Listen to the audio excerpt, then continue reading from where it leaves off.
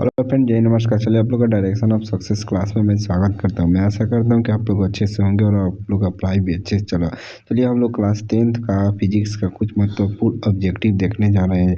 जो हम लोग का आज का ऑब्जेक्टिव 32 ऑब्जेक्टिव है, जो यहाँ से 10 से 15 ऑब्जेक्टिव आपको बिहार बोर्ड मैट्रिक एग्जाम में पूछा जाएगा। चलिए हम लोग क्लास को स्टार्ट करते हैं। पहला नंबर प्रश्न क्या है? तो पहला नंबर प्रश्न प्रकाश एक प्रकार का तरंग है।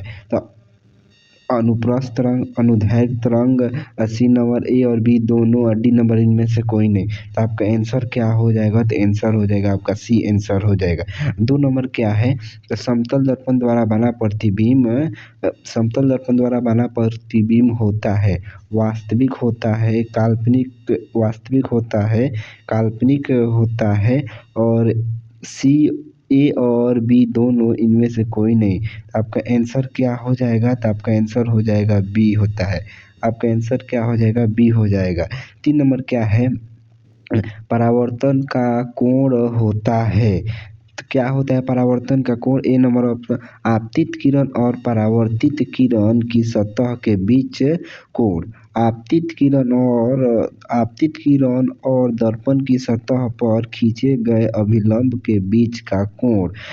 80 नंबर, परावर्तित किरण और दर्पण की सतह पर खींचे गए अभिलंब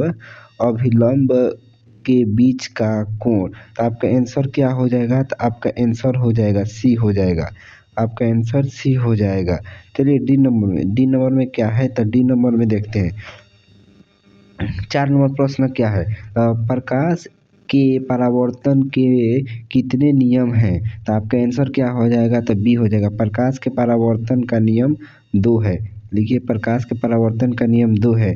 निम्नलिखित में से किस दर्पण द्वारा वस्तु का वास्तविक प्रतिबिंब मिल सकता है? तो अवतल दर्पण द्वारा वस्तु का वास्तविक प्रतिबिंब मिल सकता है। चलिए हम लोग 6 नंबर क्वेश्चन पर चलते हैं। निम्नलिखित में किस दर्पण द्वारा किस वस्तु का आभासी प्रतिबिंब प्राप्त किया जा सकता है? तो केवल समतल दर्पण द्वारा, केवल अवतल दर्पण द्वारा, केवल उत्तल दर्पण द्वारा, इनमें से सही डी आंसर हो जाएगा। तो 7 नंबर क्वेश्चन नंबर 7 पर चलते हैं। वस्तु के छोटा और आभासी प्रतिबिंब इनमें से किस दर्पण द्वारा प्राप्त होता है? तो आपका आंसर हो जाएगा ए समतल दर्पण द्वारा, बी अवतल दर्पण द्वारा, सी ए और बी दोनों और डी हो जाएगा उत्तल दर्पण द्वारा होता है, उत्तल दर्पण द्वारा होता है। चलिए 8 नंबर पर चलते हैं। 8 नंबर प्रश्न क्या कह रहा है? निम्नलिखित में से किसके द्वारा एक बिंदु स्रोत से समानांतर किरणपुंज मिल सकता है? तो आपका आंसर हो जाएगा ए नंबर आपका आंसर हो जाएगा। 9 नंबर प्रश्न पर चलते हैं। प्रकाश की चाल सबसे अधिक होती है तो निर्वात में।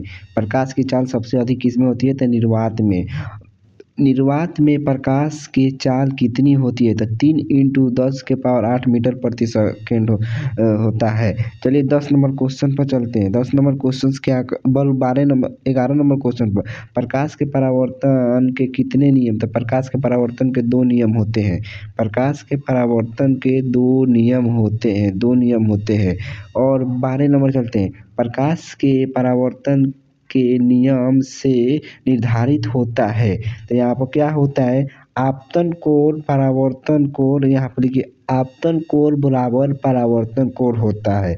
13 नंबर, समतल दर्पण द्वारा प्रतिबिंब होता है तो काल्पनिक होता है, सीधा होता है, वस्तु के बराबर होता है, इनमें से सभी। तो आपका आंसर हो जाएगा इनमें से सभी हो जाएगा। 14 नंबर क्या होता है? 14 नंबर पे चलते हैं।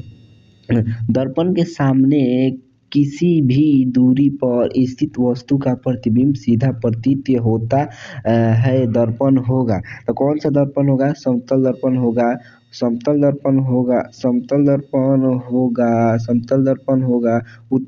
होगा। तो आपका आंसर क्या हो जाएगा? समतल और उत्तल दोनों हो जाएगा, समतल उत्तल दोनों हो जाएगा, सी आंसर हो जाएगा। 15 नंबर प्रश्न पर चलते हैं। अवतल दर्पण के सामने वस्तु को कहाँ रखा जाए ताकि प्रतिबिंब उल्टा, वास्तविक और समान आकार का बना? तो वक्रता त्रिज्या, आंसर क्या हो जाएगा? वक्रता त्रिज्या हो जाएगा आपका आंसर। 16 नंबर, दर्पण सूत्र होता है 1/v प्लस 1/u बराबर 1/f होता है आपका दर्पण सूत्र यही होता है दर्पण सूत्र। दाढ़ी बढ़ाने के लिए कौन सा दर्पण का उपयोग होता है तो अवतल दर्पण। लेंस सूत्र होता है 1/v माइनस 1/u बराबर 1/f होता है लेंस सूत्र। किसी कार अग्रद्वीप में प्रयुक्त दर्पण होता है तो अग्रद्वीप में किस कार अथी होता है तो यहाँ पर अग्रद्वीप मतलब आपका हो जाएगा यहाँ पर उत्तल दर्पण हो गया यहाँ पर। नहीं यहाँ पर उत्तल दर्पण नहीं होगा, यहाँ पर अवतल दर्पण होगा। अवतल दर्पण यह होगा, गलत है। यहाँ पर लिखिएगा अवतल दर्पण।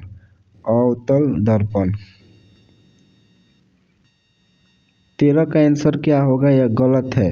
यहाँ पर होगा अवतल दर्पण।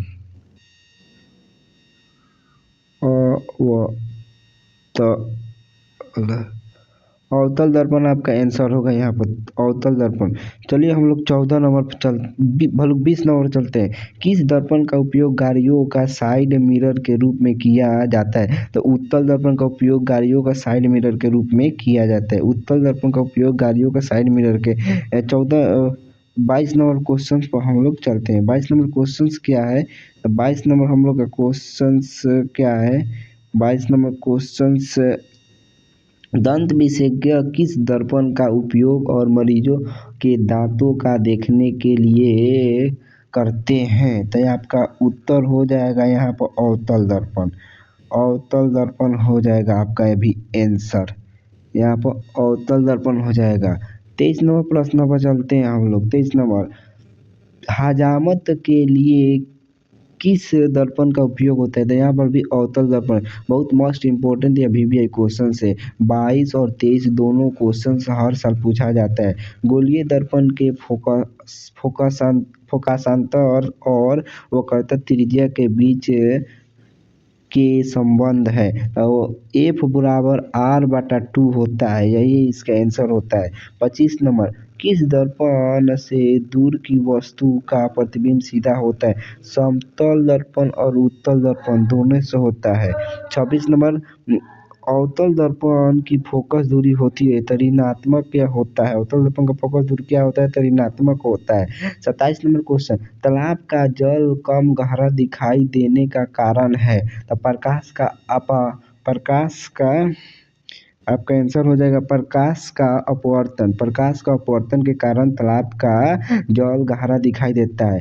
किस लेंस द्वारा उत्पन्न आवर्धन का मात्रक होता है मात्रक विहीन होता है मतलब जिसका कोई मात्रक नहीं होता है। लेंस में मुख्य फोकस की संख्या होती है तो 2 होती है। बहुत मोस्ट इम्पोर्टेंट VVI क्वेश्चन है, इसको लगा लीजिए, बहुत VVI क्वेश्चन है। 30 नंबर अवतल लेंस का आवर्धन बराबर होता है M बराबर V बराबर U होता है। 31 नंबर किस लेंस को अभिसारिक लेंस कहते हैं उत्तल लेंस को अभिसारिक लेंस कहते हैं। यह बहुत VVI क्वेश्चन है। यहाँ VVI 2025 लिख दीजिए 2025 के लिए, दोनों 2025 के लिए। 32 नंबर कौन सा लेंस की क्षमता का मात्रक है तो डाईऑप्टर होता है, इसका आंसर डाईऑप्टर, यह भी VVI है आपका। इसमें से 10 क्वेश्चन फिक्स है कि यहाँ से 10 से 15 क्वेश्चन आएगा। कहाँ से तो यहाँ से आपका 10 से 15 क्वेश्चन आएगा। यहाँ से आपको 10 से 15 क्वेश्चंस आएगा यहाँ से। बहुत मोस्ट इम्पोर्टेंट क्वेश्चन, आप लोग इस वीडियो को ज़रूर देखें और अपने दोस्तों को पास शेयर करें। चलिए हम लोग आज के क्लास को यहीं पर ख़त्म करते हैं और हम लोग अगले क्लास में मिलते हैं। जय हिंद, नमस्कार।